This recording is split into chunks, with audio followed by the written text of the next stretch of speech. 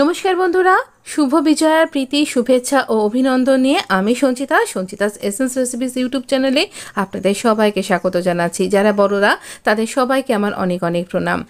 আচ্ছা, এই দুর্গাপুজোর পর বিজয়ায় আপনারা কারা কারা বিজয়ার প্রণাম করতে গিয়ে এরকম চিনির নাড়ু খেয়েছেন বলুন তো?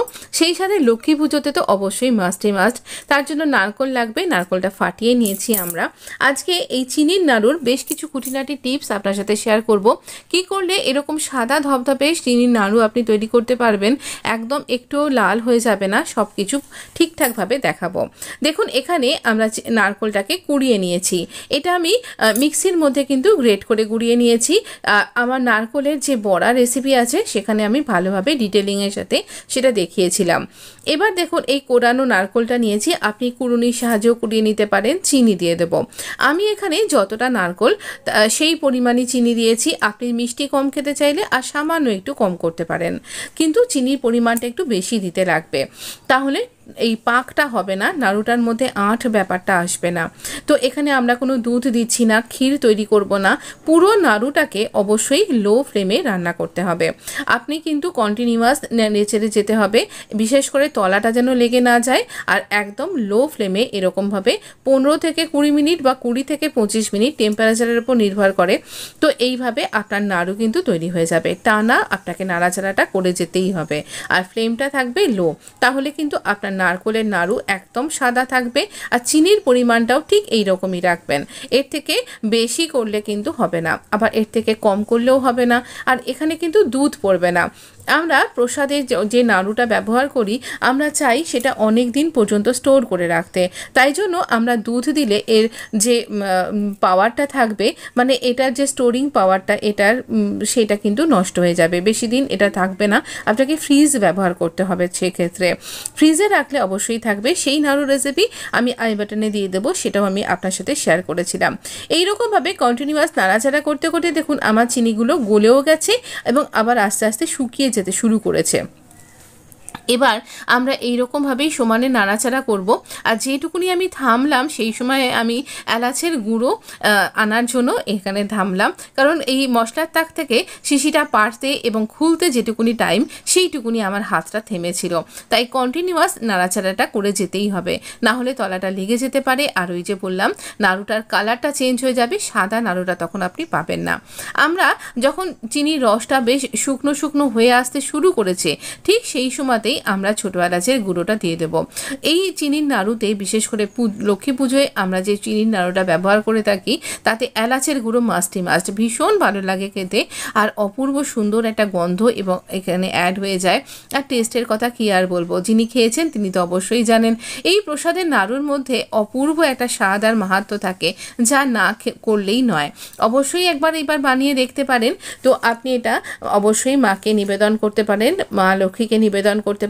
তবে এমন নয় যে শুধুমাত্র এটা আপনি লক্ষ্মী পুজোতেই করবেন, আপনি জন্মাষ্টমীতে করতে পারেন, আপনি দুর্গা পুজোয় নবরাত্রিতে করতে পারেন, দিওয়ালিতেও করতে পারেন। অবশ্যই এইরকমভাবে করা যেতেই পারে।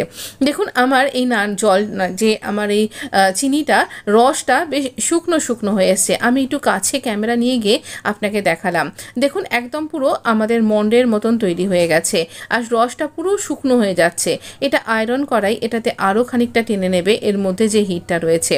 তো এবার আমি দেখুন, এই নারকোলের মধ্যেই তো নিজস্ব একটা ফ্যাট থাকেই, একটা অয়েল ব্যাপারটা থাকে। তো সেই জন্য আমি এখানে থালার মধ্যে কোনো ঘি বা তেল কিছুই ব্রাশ করিনি, কিন্তু আমি এখানে থালার মধ্যে এটাকে নামিয়ে নিলাম। এবার আপনার পক্ষে যদি মনে হয় আপনি মানে সেরকম গরম, এখন তো যদিও গরমটা রয়েছে এখনও, তো আপনি একটু ফুল স্পিডে ফ্যানটা চালিয়ে নিন, আর একটা চামচের সাহায্যে এটা ছড়িয়ে দিন, এই নাড়ুটাকে ছড়িয়ে দিন। তো এখানে হাত দিতে গেলে খুব গরম লাগবে, কিন্তু আমি একটুখানি ধার থেকে তুলে দেখলাম যে সত্যি এখানে পাকটা আসছে কিনা। এই দেখুন, আমি চামচের উল্টো দিক দিয়ে এইরকমভাবে একটু ছড়িয়ে দিচ্ছি, যাতে করে এটা ধরা যায় না। অনেকবার চেষ্টা করে দেখছি যে হচ্ছে না। আপনি এই সময় হাতে একটু তেল বা ঘি লাগিয়ে নিন, যাতে আপনার হাতে না লাগে। তো তবে একটুখানি মানে ঠান্ডা হলে তবে এটা পাকানো যাবে, আবার খুব ঠান্ডা হয়ে গেলে আবার পাকানো যাবে না, সেক্ষেত্রে এটা পাকটা খুলে যাবে। তো এইরকম প্রথমটা না আপনার মনে হবে যে পাকটা ঠিকঠাক হচ্ছে না, মানে নাড়ুটা পাকানো পাকানো যাচ্ছে না, কিন্তু একটু যেই ঠান্ডা হতে থাকবে তখনই দেখবেন এরকম সুন্দর গোল্লা পাকানো যাচ্ছে। এইটা যেমন আমার হাত থেকে খুলে যাচ্ছে, পাকালো মানে মনে হচ্ছিল যেটা খুব একটু লুজ লুজ লাগছে, এটা পাকানো যাচ্ছে না। একটু হাতে নাড়াচাড়া করতে করতেই যে ঠান্ডাটা হয়ে যায়, তাতে করেই কিন্তু নাড়ুগুলো সুন্দর পাকানো যাবে। আর এই রকম সুন্দর সুন্দর নাড়ু কিন্তু অনেক দিন স্টোর করে রাখা যায়। মোটামুটি আপনি 10 দিন মতন তো স্টোর করে রাখতে পারবেন। তবে যদি খুব বৃষ্টি হয়, যেমনটা এখন নিম্নচাপের অ্যালার্ট রয়েছে, তো সেরকম যদি হয়ে থাকে সেক্ষেত্রে আপনার বেশি দিন স্টোর করা যায় না। তবে হ্যাঁ, এয়ারটাইট কন্টেনারে বা ফ্রিজে রাখলে তো 1 মাস এটা খাওয়া যাবে। এখনও এই জলটা রয়েছে। যদি কোনো বাচ্চারা বাইরে যাচ্ছে পড়তে বা হোস্টেলে বা চাকরি সূত্রে, তখন মায়েরা কিন্তু তার খাবার জন্য সাথে এইরকম শুকনো নাড়ু কিন্তু বানিয়ে দিতেন। এখনও এই ব্যাপারটা হয়ে আছে, জানি না আপনি এই ব্যাপারটা জানেন কি না। এই নাড়ু খেতে ভীষণ ভালো লাগে আর খুব হেলদি একটা স্ন্যাক্সও বলতে পারেন। পুজো ছাড়াও আপনি একদম হেলদি স্ন্যাক্স হিসাবে এই নাড়ু রেসিপিটা কিন্তু ট্রাই করতেই পারেন।